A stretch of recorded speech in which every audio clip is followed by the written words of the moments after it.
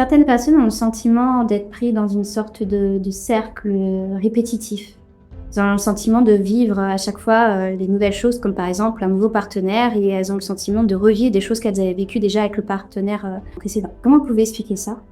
Alors les schémas qui se répètent, ça correspond plus aux missions de vie. Notre âme, elle s'incarne pour expérimenter quelque chose à travers nous. Et quand on vit quelque chose, mais qu'en fait, notre âme ne comprend pas ce qu'on a vécu, elle nous fait répéter cette action jusqu'à ce qu'on le vive correctement, comme elle est venue chercher en fait ce vécu pour qu'elle comprenne vraiment l'information de ce qu'on vit.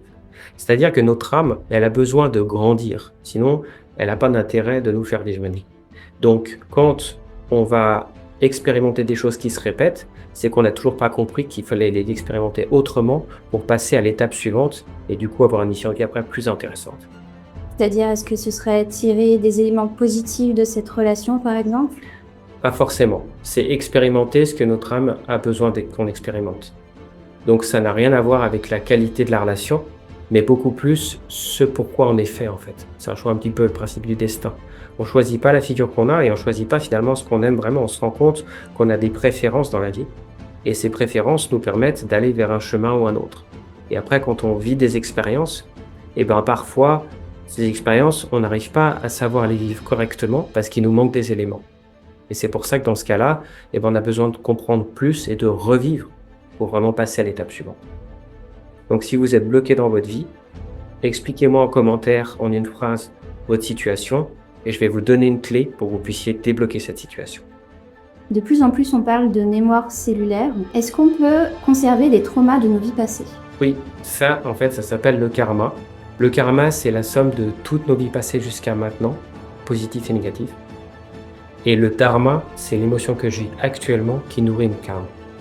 Donc si dans les vies passées, j'ai des choses qui ont été très fortes que j'ai vécues, à ce moment-là, j'ai des mémoires qui vont vite s'installer dans ma vie actuelle. Et ce qui fait que je vais devoir traiter ce karma pour réharmoniser et être beaucoup plus, avoir une vie plus fluide et plus douce. Souvent, quand on a cette idée de karma où c'est un peu quelque chose qui se retourne, soit contre nous, soit contre une autre personne. Est-ce que du coup, le karma a une forme d'intelligence, de jugement? Là, en fait, notre karma, il va nous rappeler ce qu'on a vécu. Et ce qui fait qu'il va nous faire prendre des habitudes. Donc, notre karma ne peut pas se retourner contre nous. Parce qu'en fait, le karma, c'est pas quelque chose qui est négatif. C'est l'ensemble du négatif et du positif qu'on vit. Donc, c'est juste l'expérimentation de la vie, finalement.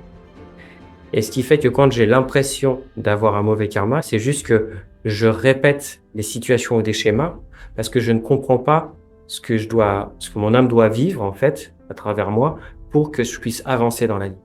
Donc, ça n'a rien à voir avec le karma, c'est beaucoup plus d'arriver à vivre ce qu'on est venu faire sur la Terre. Mais par exemple, une personne lambda qui va... Par exemple, là, on est dans un bureau, un collègue qui exerce une forme d'harcèlement sur nous.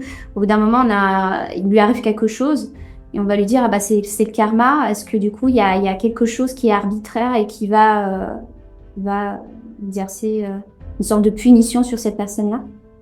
Alors en fait, déjà, ça n'a rien à voir avec le karma. Le karma, c'est vraiment la charge émotionnelle.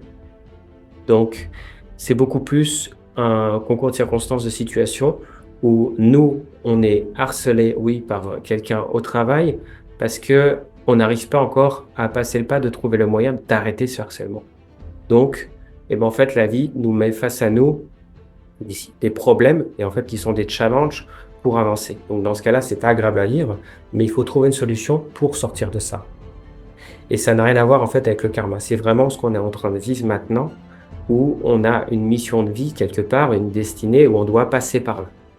Et si on arrive à passer par-dessus ça, à ce moment-là, ça débloque des choses qui vont permettre d'être beaucoup plus affirmés. Là, si on prend l'exemple des harcèlements, si on n'est plus harcelé parce qu'on a trouvé une solution, ça nous permet d'être beaucoup plus affirmés dans la vie et du coup de faire des choses qui sont plus faciles, plus accessibles, parce qu'on va être plus affirmé, donc on va arriver à mieux vivre en fait, à avoir un plus fort potentiel. Donc cette expérience va nous rendre plus forts dans ce domaine. Et toute expérience qu'on vit est là pour nous rendre plus forts dans le domaine qu'on vit.